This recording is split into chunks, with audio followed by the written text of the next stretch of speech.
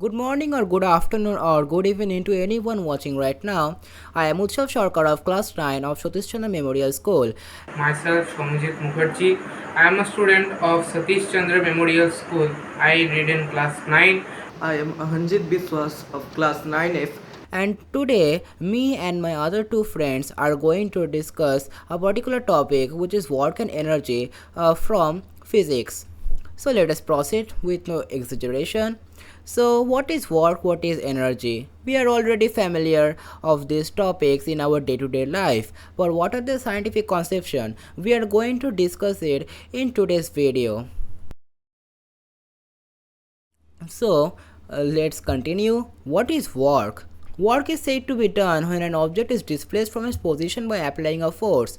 Now, for example, consider an object which has attained a certain velocity and it started moving, traveled a particular distance due to an application of force by any given person or anyone. So, the work is said to be done because it meets the criteria which states that the force should act on the object and the object must be displaced or the object should cover a particular distance. So in mathematical terms, we can also say that work done equals to force times displacement. Its SI unit is Newton meter. Now why is it Newton meter? This is because the SI unit of force is Newton and the SI unit of displacement is meter. We are already aware of this.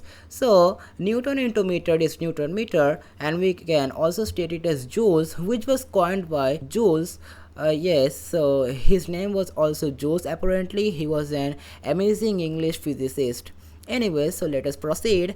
So if we just take the value of force 1 newton, value of displacement 1 meter, so the work done will be stated as 1 newton meter or 1 joules. And work is a scalar quantity. This is because it has no application of direction, it has only application of magnitude. As we have already known what is scalar quantity, what is vector quantity. So I hope nobody have any problem regarding to this. So let us proceed with our next subtopic, which is the CGS unit of work done. So as we have already come across the SI unit of work done, I will now explain the CGS unit of work done. So SI unit of work done is joules, as we already know. Now the CGS unit of work done is arg. Now as we know that work equals to force times displacement, and the CGS unit of force is dyne and the CGS unit of displacement is centimeter. So we can also say dyne into centimeter, and as we know that the CGS unit of work done is arg, so we can also say W equals to dyne into centimeter equals to arg. So we can also derive the relationship between 1 joule and 1 arg. It is pretty much easy than what you think. So as we know, W equals to Fs, and the value of F is 1 newton and the value of S is 1 meter. And so if we convert these SI units to CGS units, we will get 1 newton equals to 10 to the power 5 dyne and 1 meter equals to 10 to the power 2 centimeter. We are already aware of this. So if we just multiply 10 to the power 5 dyne with 10 to the power 2 centimeter, it becomes 10 to the power 7 arc, which is just basic mathematics. So thus we can conclude 1 joule equals to 10 to the power 7 arc. Now the next subtopic I will be covering is dimension formula of work. As we know that work done over W equals to force times displacement. So we can say W equals to Fs, W equals to m to the power 1, L to the power 1, T to the power minus 2 into L to the power plus 1. So ultimately we can state that W equals to m to the power 1, L to the power 2 and T to the power minus 2, which is just simple mathematics. But what does MLT stand for? That's a really thought-provoking question, but not really, because here M means the mass of the object, L means the length, and time by T means the time. Anyways, so the dimension of work which we have found is m to the power 1, L to the power 2 and T to the power minus 2. So what are the applications of dimension formula of work? So the applications are finding units and finding dimensions. And so we can find units using the dimensional formula of work by finding the unit of a physical quantity in a given system of units. And similarly for dimensions, we can find the dimensions of physical constants or coefficients, etc. So now I will be covering the next segment of the presentation regarding work. So another equation of work done, we have already come across one equation of work done, which is Fs. Now here, as you can see, another equation is Fs cos theta. Now what does this theta really resemble? So this theta is actually the angle between the direction of force and direction of displacement. So without any further exaggeration, let us proceed with our next segment, which talks about, can a work done be positive, negative and zero as well? So yeah, this is really it just deciphers three situations of work done, like can it be positive, can it be negative, can it be zero. This is really a thought-provoking question, but it's really easy if you have the basic concept about it. If this direction of force is in the same direction or parallel to the direction of displacement, so we can say that the angle between them is definitely zero, and also the work done will be positive. Now if we just express it into mathematical terms, as we have already said, the another equation of work done, which is W equals to Fs cos theta. So as we know, cos 0 equals to 1. So if we imply this particular formula into our equation, that is W equals to Fs cos theta, consider any particular value of the amount of force and the amount of displacement, and then multiply it with cos theta, it will be always positive, as we know cos 0 equals to 1, where theta equals to 0. I forgot to mention that. Anyway, so the next situation explains, can a work done will be negative? Yes, it can be negative when the direction of force and displacement are in the opposite direction. So in this particular situation, the direction of force and displacement lie anti-parallel to each other. That means the angle between the force and the displacement, or the theta, is 180 degrees. So we can also state that work equals to Fs cos theta, where theta equals to 180 degree. Now as we know, cos 180 means minus 1. So if there's any value of force and displacement given, or you have examined, if you multiply it with cos 180, you will get the answer in negatives, because cos 180 means minus 1. So the next particular segment talks about, can the work done will be zero? Yes, it can be zero when the direction of force and displacement are perpendicular to each other. Consider this example. A coolie which is taking a load on his head, and then he is moving as covering a certain distance, consider it as S. Also he is being applied gravitational force downwards. So it is similar to this situation. Thus we can state that the work done can be positive, can be negative, can be zero as well.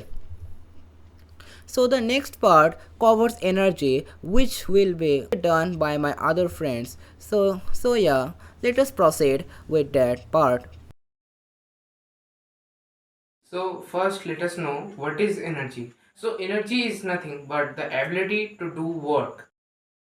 Since energy is the capacity to do work, so the SI unit of energy is joules, and SIGS unit of energy is also erg, that we also known as dyne centimeter. So we can also say that 1 joule of energy is required to do 1 joule of work. Also we can say that 1 erg of energy is required to do 1 erg of work. Now we will know what is the most essential source of energy in the solar system. It is nothing but sun. Also we can obtain energies from the interior of the earth, that is the core of earth, the tides of oceans and seas. Now let us know about some of the forms of energies. There are many forms of energy, like mechanical energy. It is also known as potential energy and kinetic energy.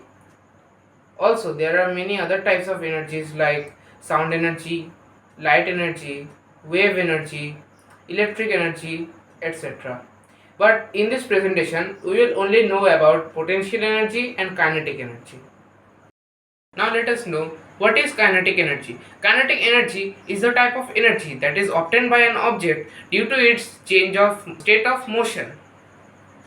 The equation of kinetic energy is half mv squared, where m denotes the mass of the object and v denotes the velocity that is occupied by the object, and the SI unit of kinetic energy is joules.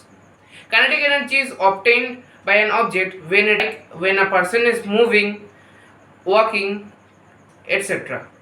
Now let us know what is potential energy. Potential energy is a type of energy that is obtained by an object when there is a change of location, shape, size of the object.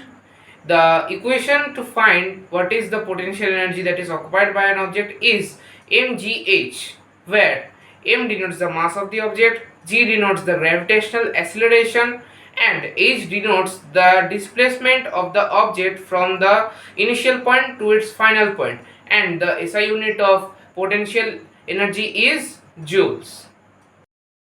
Now let us know what are the different types of potential energy. Potential energy is categorized into two types. First one is gravitational potential energy and the second one is elastic potential energy. Now let us know what is gravitational potential energy. Gravitational potential energy is the potential energy that is occupied by an object when it is displaced to a height h from the ground surface by applying a force of F. Now this force F has changed the position of the object and thus has helped it to gain some amount of energy, and this energy is only known as the gravitational potential energy. So now let's understand the concept of gravitational potential energy with the help of this ball. So let's assume that this position of the ball be A and this position of the ball be B. So now when I am taking this ball to this position B, it is obviously occupying some of the amount of energy because there is some amount of displacement that is working here, and also I am achieving this amount of displacement with the help of this amount of force. So we can say that work is done and thus energy is possessed, and when I am taking the ball to this position B, when the ball is released from here, it is having some velocity to reach the position A. Thus we may say that the position B, when the ball is taken to it, the ball is occupying some of the amount of potential energy, and this potential energy is nothing but gravitational potential energy. Now let us understand the concept of elastic potential energy with the help of this rubber band. This rubber band is an object that is occupying the property that is elasticity. So when it is stretched to a point, then it will again come back to its original position when it is released. Thus, when the rubber band is stretched, there is some change in the shape of the rubber band, and thus we may say that there is some amount of work done, and thus the potential energy stored here, and this potential energy is nothing but elastic potential energy. Now let us understand what is the law of conservation of energy. The law of conservation of energy states that energy can neither be created nor be destroyed. It can only change its form from one form to another form. Now, it can be represented by the equation that potential energy plus kinetic energy is always equal to their total energy sum in all the positions and respects of the object's displacement. Thus, we may say that mgh, that is the equation of potential energy, plus half mv square, that is the equation of kinetic energy, will always be summed up to the same amount of energy that has been restored, and this energy will always be transformed from one form to another form. Now let us understand what is transformation of energy. Transformation of energy is that when the type of energy is changed into another type of energy. Like when a ball is thrown upwards with some initial velocity, then the ball will achieve some of the velocity, and when will it reach to its highest point, then the velocity will be zero. Thus we may say that the amount of energy that when the ball is being thrown, it is kinetic energy, and it always transforms into potential energy, and the amount of potential energy is maximum when the ball is reached to its maximum height, and thus when the ball will still continuing to fall, then the kinetic energy will increase and potential energy will decrease. I am going to explain power. So at first we will know what is power. So power is the rate of doing work. In other words, we can also say that power is work done per unit time or the energy consumed per unit time. So now, after knowing what is power, we will come to know what is the SI unit of power. So the SI unit of power is watt, named after the famous scientist James Watt, who discovered the steam engine and contributed significantly in the Industrial Revolution. To honor him, the unit of power has been named after him, watt. We will now know what is 1 watt. So 1 watt is the power consumed by a object which can do a work of 1 joule in 1 second or consumes a energy of 1 joule per 1 second. So now as we know 1 watt is equal to 1 joule per second, we will now know some important relations. 1 kilowatt is equal to 1000 watt and 1 megawatt is equal to 10 to the power 6 watts. A yet important unit of power is horsepower. In simple words, we can understand 1 horsepower as the power consumed by 1 horse. In ancient times, horses were used to draw carts. When first cars were invented, to measure the power of a car, a horsepower system was introduced. While doing numericals, we will need another unit of energy, kilowatt hour. So 1 kilowatt hour is the energy consumed by a object of power 1 kilowatt in 1 hour. It is very useful as it helps us to calculate the power or energy consumed by a body. Applications of kilowatt hour. So kilowatt hour is used to measure the efficiency of electrical devices. It is also very important as it is used to measure the amount of electricity consumed by a household in a month. It is also used to provide the electric bills. The electric bills are measured using kilowatt hour by the amount of energy consumed in a month. I will like to add one more thing, that 1 kilowatt hour is equal to 3.6 multiplied by 10 to the power 6 joules, as it is a unit of energy. The calculation has been shown. So now we come to a conclusion. From this particular presentation, we have come across work, energy and power, their scientific meanings and also their basic concept, where we get to learn many aspects like what is energy, what are the types of energy, what is power, and what is work done. Thank you and have a wonderful day ahead. Thank you. Thank you and have a wonderful day ahead.